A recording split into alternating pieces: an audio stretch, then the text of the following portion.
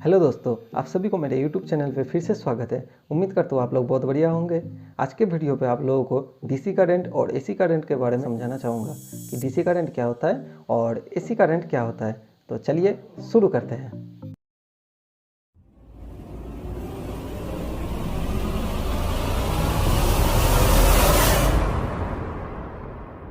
तो दोस्तों, आज मैं आपको डीसी और एसी करंट के बारे में समझाऊंगा।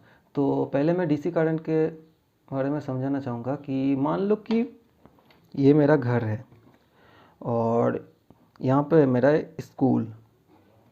तो मैं यहाँ से एक साइकिल से जा रहा हूँ। तो यहाँ से मैं साइकिल पे चढ़ा, तो मैं इधर से जा रहा हूँ, तो मैं सीधा स्कूल पे जाके पहुँच गया।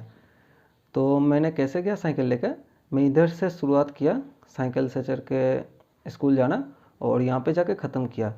तो मैंने एक ही साइड पे गया, तो ये होता है वन डायरेक्शन, मैं एक ही साइड पे गया हूँ। तो ऐसे ही होता है डीसी करंट कि आपका जो करंट है वो यहाँ से अगर स्टार्ट हुआ तो इधर ही जाके ख़त्म होगा, ये वापस फिर इधर घूम के नहीं आएगा। तो आप लोग समझ सकते हो कि ये अगर वोल्टेज है, वाई एक्सिस वोल्टेज है, और अगर ये एक्स एक्सिस टाइम है, तो ये टाइम के हिसाब से जब ये जाएगा तो एक कांस्टेंट वोल्टेज पे एक ही साइड पे जाएगा, वन वे डायरेक्शन होएगा, तब ये होता है डीसी करंट, मतलब डायरेक्ट करंट। तो इसको मैं समझाना चाहूँगा कैसे कि अगर मान लो आप एक बैटरी लिए हो,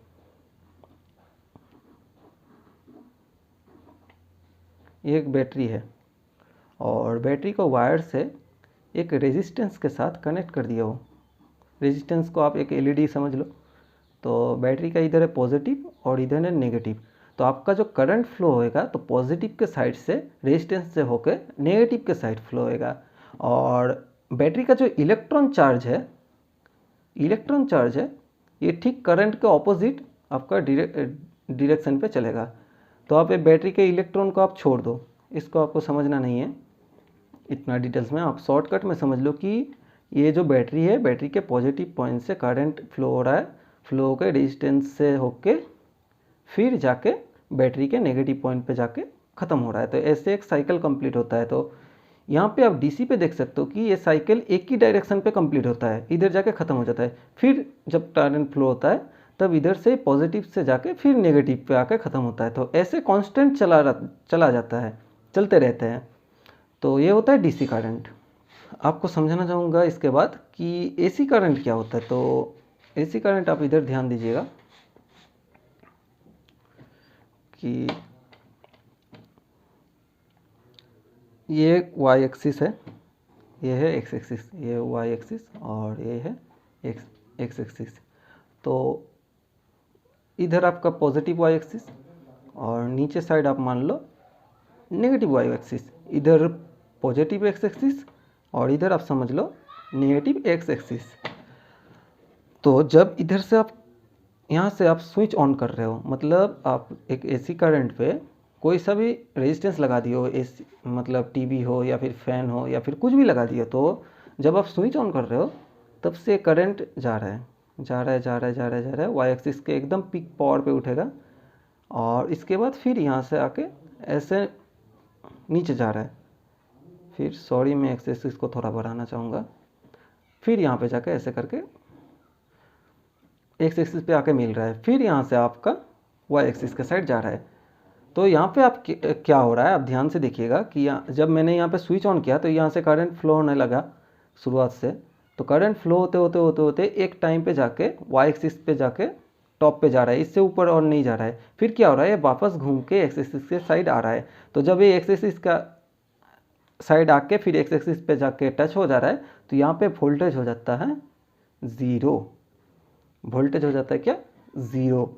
और जब ये नीचे आता है फिर इसका वोल्टेज नेगेटिव पे चला जाता है, इधर हो जाता है माइनस, माइनस पे वोल्टेज जाता है, फिर यहाँ से ऊपर आता है, फिर यहाँ पे आके जीरो होता है, फिर यहाँ से आके वो पॉजिटिव के साइड जाता है करंट।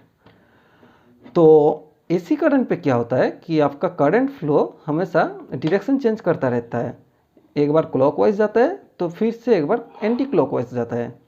तो आप यहाँ पे एक देख सकते हो कि जब एक करंट फ्लो हो रहा है तो इधर से जाते जाते एक टाइम पे जाके यहाँ पे पीक पे पहुँचता है। जब इस करंट का वोल्टेज सबसे मैक्सिमम होता है और करंट भी मैक्सिमम होता है, फिर उसके बाद डाउन आ रहा है, डाउन आते आते आते आते फिर एक्स एक्सिस के साथ मिल जा रहा है, फिर यहाँ से फ्लो बढ़ रहा है बढ़ रहा है बढ़ रहा है, लेकिन माइनस के साइड बढ़ रहा है बढ़ रहा है, फिर एक्स एक्सिस के पास आके जीरो हो रहा है। तो ऐसे करके चलता रहता है। तो सिंपल भाषा में अगर आपको समझाना चाहूँगा तो एसी करंट एक ऐसा करंट होता है जहाँ पे करंट फ्लो हमेशा अपना डायरेक्शन चेंज कर रहा होता है, अपने हर एक साइकिल पे अपना डायरेक्शन चेंज करता है। तो एसी करंट का साइकिल आप कैसे समझ सकते हो? डीसी करंट पे साइकिल क्या होता है कि आपका इधर से ये जो जा रहा है इधर, ये आपका एक साइकिल होता है, लेकिन एसी करंट के टाइम आपका क्या होता है, ये जो साइकिल इधर से शुरुआत होता है यहाँ पे जाके एंड नहीं होता, ये जाके इधर आके फिर एक्स एक्सिस पे जब आते हैं तब इसका एक साइकिल कंप्लीट होता है। तो आप देख सकते हो एक साइकिल पे एसी करंट अपना डायरेक्शन चेंज किया, तो कितने बार चेंज किया आप समझ सकते हो। मानो कि यहाँ पे इधर गया, फिर यहाँ से इधर गया, फिर यहाँ से इधर गया, फिर यहाँ से नीचे, फिर यहाँ से नीचे, फिर यहाँ से नीचे, फिर ऊपर जा रहा है। तो क्या होता है कि ऑल्टरनेटिव करंट मतलब जिसका करंट फ्लो ऑल्टरनेट होता रहता है टाइम के साथ साथ। मैंने तो पहले ही बोला था कि ये एक्स एक्सिस आपका टाइम है और वाई एक्सिस है आपका वोल्टेज, या फिर आई समझ सकते हो या फिर करंट समझ सकते हो, और इधर आपका पॉजिटिव समझ सकते हो और नीचे साइड को आप नेगेटिव समझ सकते हो। तो एसी करंट पे क्या होता है, आपका करंट फ्लो हमेशा पॉजिटिव से नेगेटिव के साइड आप डायरेक्शन चेंज होता रहता है। तो ऐसे होता है एसी करंट। तो दोस्तों उम्मीद करता हूँ ये वीडियो देखने के बाद आप लोगों का डीसी करंट और एसी करंट के बारे में कन्फ्यूज़न क्लियर हो गया होगा।